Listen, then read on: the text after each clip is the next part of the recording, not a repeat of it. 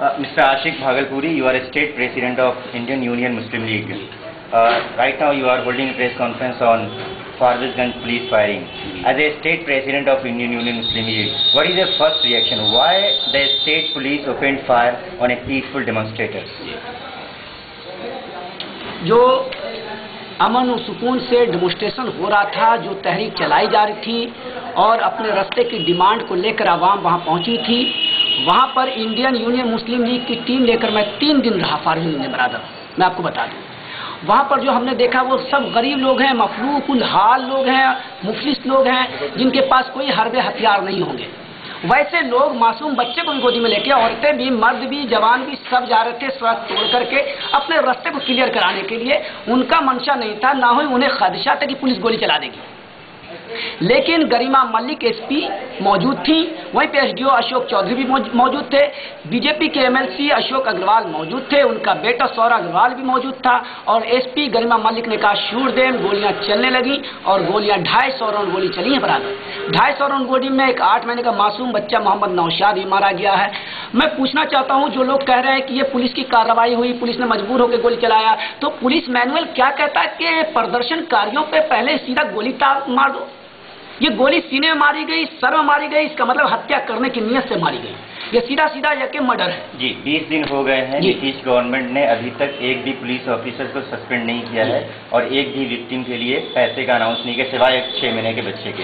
दरअसल इसका मामला यह है कि ये जो गवर्नमेंट नीतीश कुमार की चल रही है, ये दरअसल आवाम के वोट से नहीं जीती है, ये ब्यूरोक्रेट्स के भरोसे जीती हुई है। इसलिए ये ब्यूरोक्रेट्स को नुकसान पहुंचाना नहीं चाहती है। नीतीश कुमार जब जब बिहार में जाकर के आफत आता है, ये चीन यात्रा पे या फिर मॉरिशस यात्रा पर चले जाते हैं और जुडिशियल इंक्वायरी का उन्होंने कह के गए, लेकिन उन्हें अच्छी तरह मालूम है, चूंकि मुखिया बिहार के, और वो अच्छी तरह जान रहे हैं कि बिहार में जो चीफ जस्टिस साहब वो छुट्टी पर है।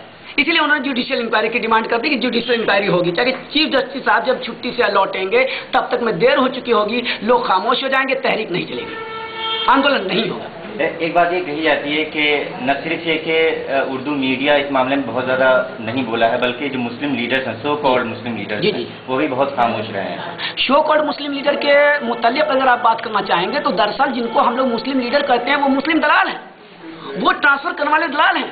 और शाहिद अली खान एक दलाल है, वो सिर्फ दलाली कर रहा है, उसे तो मिनिस्ट्री चाहिए, उसे मिनिस्ट्री प्यारी है, उसे मुस्लिम आवाम प्यारी नहीं है।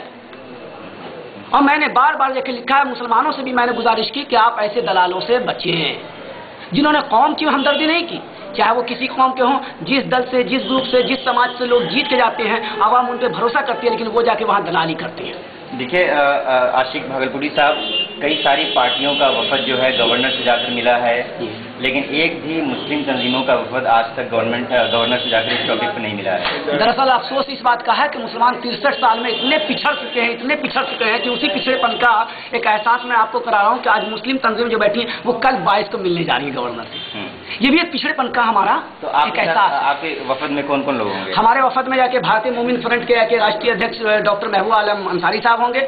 हमारे वफद में जाके ऑल इंडिया नौकरदाई एसोसिएशन के निहाल अख्तर साहब होंगे। हमारे वफद में जाके सत्यवादी मजदूर संघ के तनवीर आलम साहब होंगे, महबूब आलम साहब होंगे। हमारे वफद में 5 लोगों की टीम जाके डेलीगेट मिलेगा गवर्नर साहब से। उसके बाद आपकी और हम लोग उनसे डिमांड करेंगे गवर्नर साहब से कि इसकी सीबीआई जांच का आदेश दिया जाए।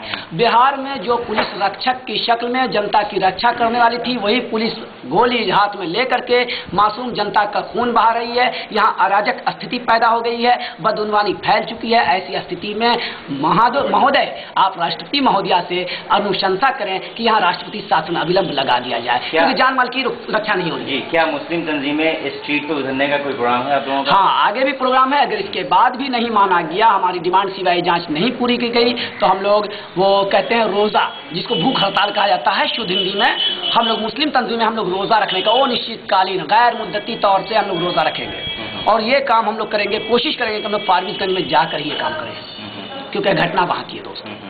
नहीं, यहाँ पटना जो कैपिटल है, स्टेट कैपिटल, यहाँ कोई स्ट्रीट मार्च? यहाँ कल मार्च है, कल हम लोगों का राजभवन मार्च है, और मार्च के बाद ही मार्च में हम लोग तमाम लोग जाएंगे, लेकिन 5 लोग वहाँ गवर्नर साहब से। मार्च कहाँ से निकालेंगे? कल मार्च हम लोग अशोक गांधी मैदान के पास से कारगिल चौक से निकालेंगे, 2 बजे दिन में निकालेंगे। इस मार्च में मुझे उम्मीद है कि कम अज कम भी जाए कि हजारों की तादाद में लोग होंगे।